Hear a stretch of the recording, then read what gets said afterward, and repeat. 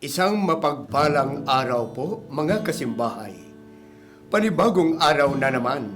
Halina't samahan ninyo ako sa pakikinig at pagninilay sa mabuting balita sa araw na ito.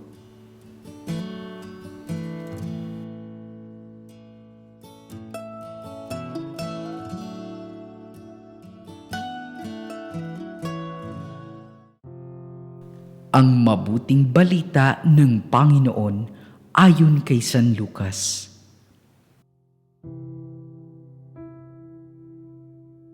Noong panahong iyon, nagmamadali ang mga pastol na lumakad patungong Betlehem at nakita nila sina Maria at Jose at ang sanggol na nakahiga sa sabsaban. Kaya't isinaysay nila ang mga sinabi ng anghel tungkol sa sanggol na ito. At nagtaka ang lahat nang nakarinig sa sinabi ng mga pastol. Natanim sa isip ni Maria ang mga bagay na ito at kanyang pinagbulay-bulay. Umalis ang mga pastol na nagpupuri sa Diyos at nagpapahayag ng kanyang kadakilaan dahil sa lahat ng narinig nila at nakita na ayon sa ibinalita sa kanila ng anghel. Pagdating ng ikawalong araw ay tinuli ang bata at pinangalan ng Jesus, ang pangalang ibinigay ng anghel bago pa siya ipinaglihi. Ang mabuting balita ng Panginoon. Pagsasadiwa. Ina ng Diyos. Natanim sa isip ni Maria ang mga bagay na ito at kanyang pinagbulay-bulay.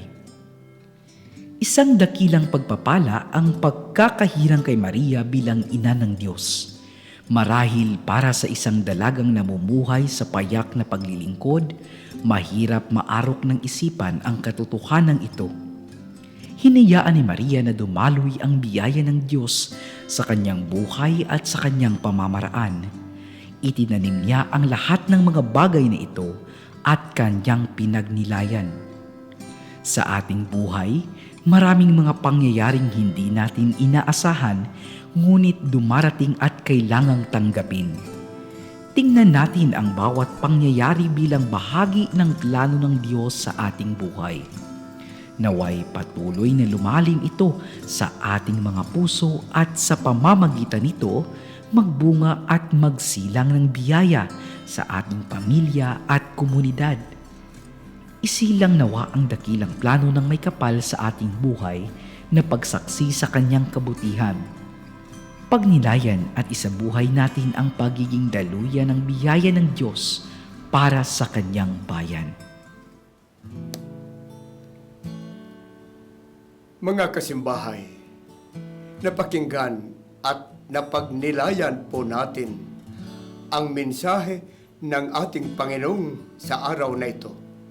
Naway pagpalain kayo ng Panginoon sa ngalan ng Ama at ng Anak at ng Espiritu Santo. Amen.